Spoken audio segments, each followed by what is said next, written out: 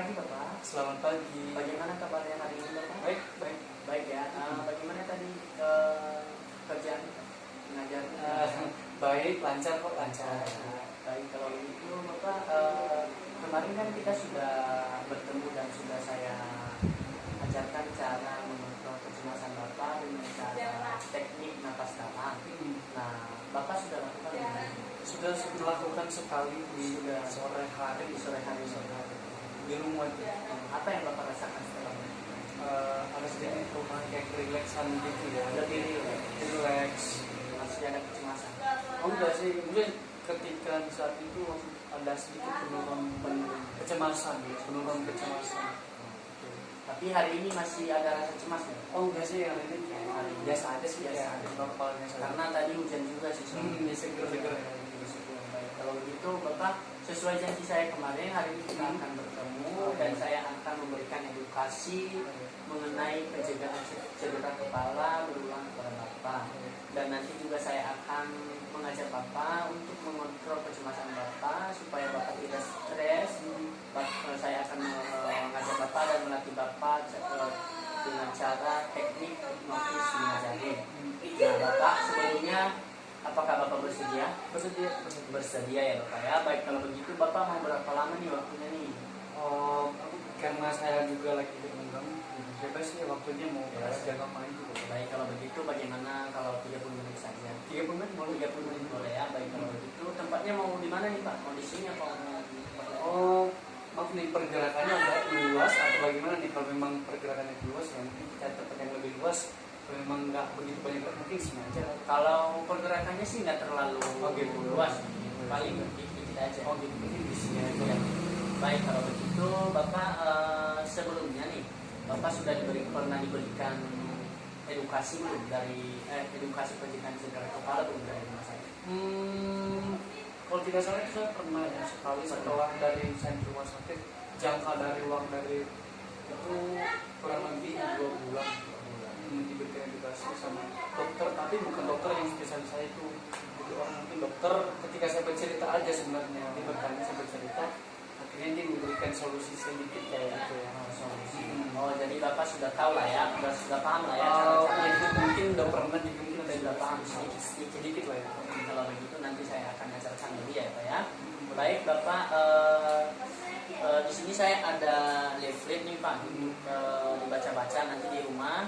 Ini di sini saya sudah cantumkan cara pengertian cedera kepala, terus ada penyebabnya, ada juga cara pencegahan cedera kepalanya. Nanti Bapak boleh baca-baca sambil saya jelasin, boleh dilihat ya Pak ya. Jadi cedera kepala ini itu adalah cedera yang mengenai kepala. Bisa di mana saja, bisa di bagian samping, di bagian depan, belakang, dan itu dapat menyebabkan kerusakan pada otak. Nah, penyebab cedera kepala ini itu karena bisa saja karena mungkin seperti yang Bapak alami, jatuh karena salto, ya kan? Bisa kejadian lalu lintas, tabrakan, bisa juga kecelakaan saat kerja, misalnya di bangunan-bangunan itu kan ada tuh bisa kejatuhan ya, bisa juga ada benturan, misalnya benturan tiba-tiba kejedot, tapi itu secara kencang ya. Kalau kejedot biasa mungkin itu hanya menyebabkan pusing. Terus ada juga bisa terjadi kalau kita jatuh, kepleset. Biasanya kan kalau di toilet tuh suka licin ya. Iya betul. Bisa menyebabkan. Nah untuk pencegahan cedera kepala ini mungkin salah satunya ya kita patuhi peraturan lalu lintas. Kalau misalnya kita sebagai pengendara nih, ya kita patuhi lalu lintas. Salah satunya dengan cara apa? Memakai helm. Nah itu untuk mencegah terjadinya cedera kepala. Nah kalau bisa juga jangan kebut-kebutan. Terus kalau Bapak nih suka main berolahraga, harus hati-hati juga, jangan sampai terjadi kesalahan, jangan sampai berlebihan. Terus bisa juga saat bermain futsal jangan sampai melakukan salto itu lagi lah. Nanti bentur lagi bahaya, bisa merusak otak Bapak. Nah kalau misalnya di tempat kerja, misalnya di bangunan itu ya lebih amannya kita menggunakan helm pro biasanya disediakan sih. Nah, baik kalau begitu Bapak sudah paham kan? Tadi saya sudah berikan leafletnya, bisa dibaca-baca, di situ sudah saya cantumkan.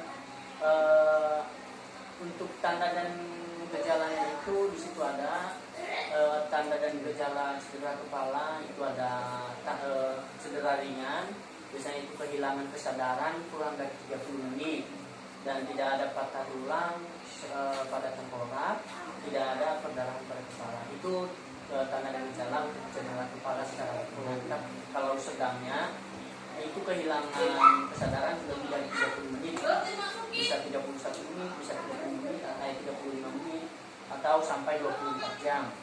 Nah, ini disertai dengan adanya patah pada tengkorak, patah tulang pada tengkorak, dan bisa juga orang yang mengalami cedera kepala sedang ini itu dia merasa kebingungan. Nah, setelah itu ada juga yang ketiga, ada yang cedera kepala berat. Nah, kalau berat ini itu udah lebih dari 24 jam nih kesadarannya, jadi dia udah nggak sadar dalam satu kali 24 jam, dan itu bisa disertai adanya perdarahan pada kepala. Nah, dan juga ada perdarahan di otak seperti itu. Nah, oke Pak, kalau gitu itu adalah itu adalah edukasi mengenai cedera kepala. Apakah Bapak sudah paham? Sudah paham, sudah mengerti, sudah lebih paham lah kan bagaimana cara mencegahnya, apa penyebabnya. Jadi Bapak kedepannya lebih berhati-hati. Nah, baik kalau begitu Bapak, sekarang kita masuk ke dalam materi yang kedua nih. Tadi kan saya sudah bilang kalau saya akan mengajarkan Bapak cara mengontrol kecemasan atau mengontrol stres. Biasanya orang-orang yang terlalu banyak kerjaan pasti ada rasa stres. Biasanya orang-orang itu melakukan apa? Biasanya mungkin berbagai cara. Ada juga orang-orang yang melakukan meditasi. Kalau bahasa awamnya itu meditasi. Tapi kalau di bahasa di meditasi itu kita disebut hipnotis lima jari. Ya, biasanya orang-orang yang melakukan meditasi hanya menggunakan jari sini saja. Ada juga yang kayak gini, ada juga yang begini. Jadi Bapak tahunya yang begini ya? Iya. Biasanya tahunya sedikit misalnya kayak gini. Jari doang. Nanti saya ajarkan ya Pak ya. Baik kalau begitu, apakah Bapak siap? Boleh ditaruh dulu. Nah, Bapak boleh kakinya dilipat seperti ini ya. Baliknya dia lebih rileks. Jadi saat Bapak sedang cemas atau khawatir atau stres, bisa ambil tempat kosong, tempat sepi. Cari tempat sepi yang benar-benar sepi, bisa Bapak lakukan teknik hipnotis lima jari ini, atau disebut kata lainnya meditasi. Nah, Bapak sekarang tutup mata. Bapak tutup mata. Sekarang jarinya dipegang, jari penunjuk. Nah, rasakan suasana dan udara yang ada di tempat ini. Nikmati keindahannya. Bayangkan Bapak itu sedang berada di suatu pantai yang tempat terindah yang Bapak sukai. Rasakan suasananya, udaranya, tempatnya, keindahannya. Sekarang Bapak pindah ke jari ini. Bayangkan bahwa di tempat itu terdapat orang-orang yang kita cintai berada di samping kita dan sambil menyentuh Bapak. Bayangkan di tempat itu ada seorang yang begitu Bapak cintai, yang begitu Bapak sayangi, menyentuh Bapak. Sekarang Bapak pindah ke jari berikutnya. Nikmati kebahagiaan yang ada, yang Bapak rasakan. Ucapkan dalam hati, betapa bahagianya saya saat ini. Ucapkan sekali lagi, betapa bahagianya saya saat ini. Sekarang kita pindah ke jari manis. Bayangkan bahwa orang yang Anda cintai itu memberikan pujian yang paling indah untuk Bapak, dan sambil memberikan sentuhan yang begitu manis. Rasakan betapa bahagianya Bapak nikmati kebahagiaan itu. Ambil senyuman sambil tersenyum, boleh Bapak tersenyum, katakan dalam hati betapa bahagianya saya saat ini. Bayangkan bahwa orang yang Anda cintai itu juga memberikan hadiah yang Anda damba-dambakan selama ini, dan itu membuat Bapak lebih bersemangat dan lebih bahagia. Baik, sekarang Bapak tarik nafas dalam-dalam, buang dalam.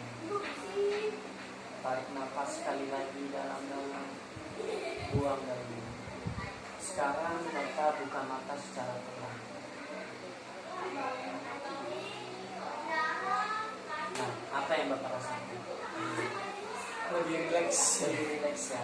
Tapi ini kan karena tempatnya bersih, jadi mungkin agak kurang ya. Kalau di tempat yang bersih, sepi, tempat yang indah yang Bapak sukai, mungkin lebih rileks lagi Bapaknya.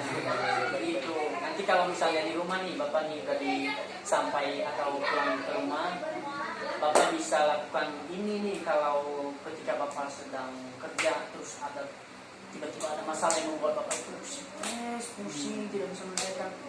Jangan dibawa susah, jangan dipikirkan, langsung cari tempat sepi yang benar-benar Bapak sukai, lakukan meditasi seperti yang saya sudah ajarkan tadi. Bapak sudah paham? Sudah paham ya. Jadi apa yang Bapak rasakan, apa yang Bapak tangkap dari yang sudah kita pelajari hari ini? Luar biasa ya, saya mendapat beberapa edukasi yang mungkin sedikit sebenarnya saya belum ada, kurang tahu ya nama medisnya apa medisnya. Hipnotis imagery. Hipnotis imagery ya, mungkin ini umum ya, kayak sering dikatakan kalau di bahasa awamnya ini meditasi. Iya, meditasi. Jujur ya, saya juga jarang sih melakukan seperti ini, melakukan meditasi. Tapi ya setelah saya mendengarkan ini, bahwa ini fungsinya berguna loh ternyata untuk menghilangkan rasa stres, buat lagi menghilangkan stres dan bisa mengolahnya lagi dengan sukacita gitu. Nanti ya betul sekali. Saya ngerasain kayak apa ya, kayak mungkin merasa bahwa mungkin saya akan seharusnya mungkin lagi ketika suatu nanti stres dan sebagainya ketika suatu umur gitu. Lalu kemudian saya beri beberapa informasi dulu yang mungkin saya belum tahu gitu ya. Tadi penjagaan-penjagaannya dengan cara supaya agar tidak terjadi lagi gitu ya. Ya sebenarnya umum, tapi mungkin di tempatnya mengingatkan kembali. Saling ingatkan kembali. Jadi kayak walaupun kadang manusia gitu kadang lupa. Walaupun kita kan kadang kita udah tahu, tapi mungkin karena kita melakukannya yang mungkin nggak bisa. Tapi malah sebenarnya simpel tapi nggak melakukan. Jadi mungkin dengan tadi sampai ke saya gitu mengingatkan kembali, jadi saya mungkin lebih meningkatkan lagi rasa mengingatkan hal itu, dan saya mungkin akan dia berhati-hati lagi gitu atas kejadian itu kalau saya pada saat 2017 yang lalu gitu. Walaupun benar-benar jujur ya, saat itu saya merasakan benar-benar kayak gimana ya, tadinya sehat gitu loh, tapi tiba-tiba punya penyakit yang dikatakan itu justru berbahaya gitu ya. Itu mengenai langsung otak ya. Betul. Saya langsung di sana saat itu pernah merasakan kayak sedih, kecemasan, mau gimana dengan masa depan saya nanti sih kan cita-cita saya nih ya. Jadi kayak cita-cita saya tuh karena saya suka olahraga, saya juga saya pengen jadi negara gitu.